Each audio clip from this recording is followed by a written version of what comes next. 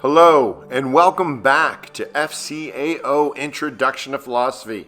I'll be your teacher, Mr. Caravlan, and this is week 3.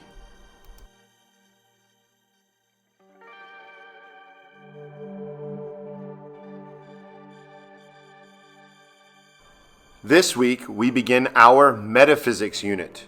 Now, Metaphysics studies questions related to what it is for something to exist and what types of existence are there.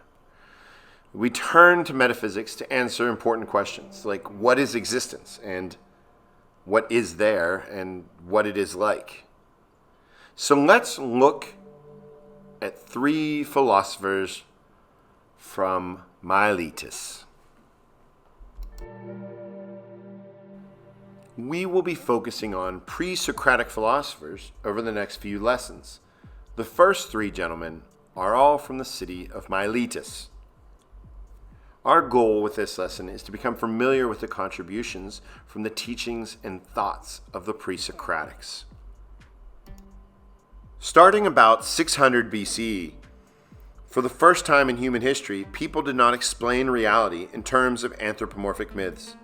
It is not known why exactly these early philosophers that we collectively refer to as the pre-Socratics choose science and nature to solve the questions of the makeup of the universe and the causes of change.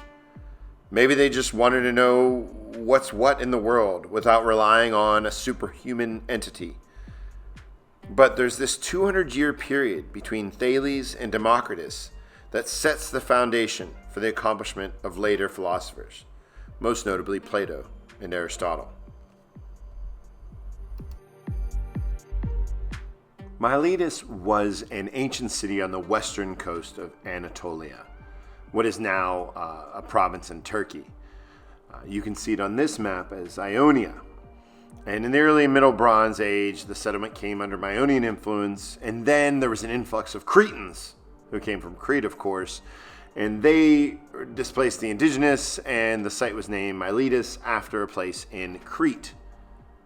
So it got its name from Cretans. This is not particularly important, but I thought it was interesting.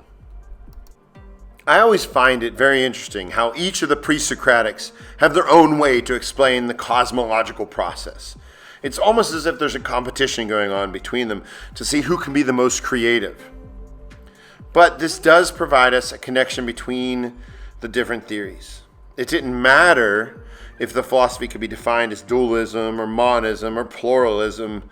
There was this flow of knowledge that served as a bridge to today.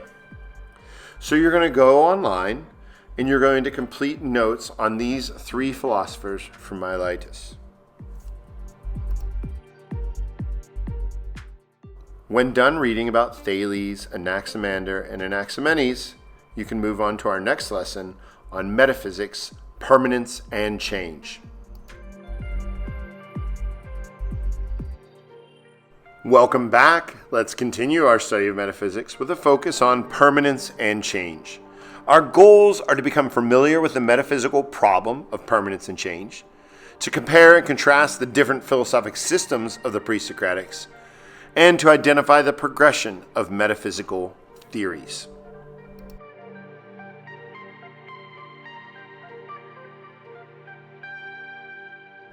The first 3 Miletians brought attention to the question of what the world was made of. The next 5 pre-Socratics tackle the problem of permanence and change, and the dilemma that proposes some very interesting questions. If everything changes, can anything be permanent? And if something is permanent, how can it be part of a system that changes? Let's begin by examining an ancient philosophical quandary. Let's try to create a definition for the concept of identity.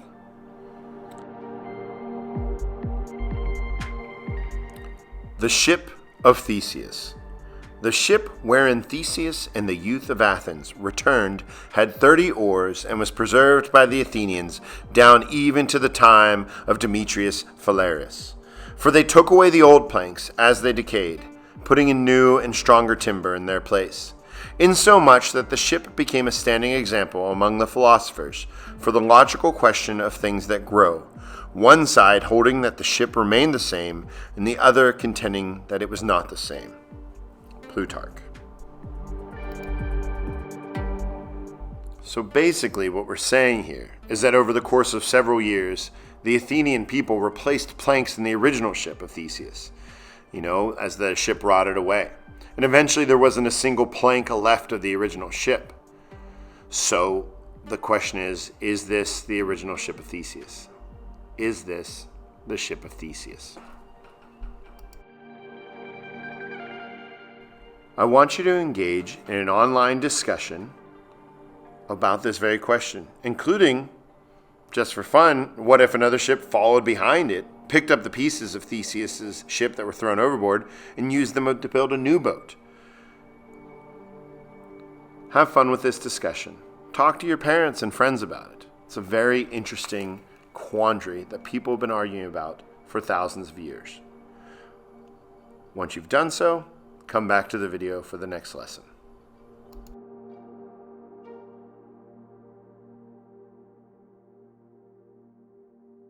Welcome back. The ship of Theseus puzzle illustrates the identity of an object as based upon the identity of its component parts. The philosophical systems of the pre-Socratics connect their theories of change directly to the nature of reality. The elements of the universe which cause something to change can also prevent that very same change. Now go online and take notes on the next 5 pre-Socratics.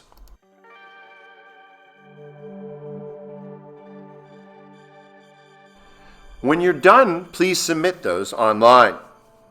We will have a project to begin next week where we choose one of the 5 pre-Socratics. Heraclitus, who introduces the idea of constant change, Parmenides, who counters Heraclitus, Empedocles, who combines the ideas of Heraclitus and Parmenides, Anaxagoras, who formalizes the ideas of Empedocles, and finally Democritus, who develops the concept of atomism.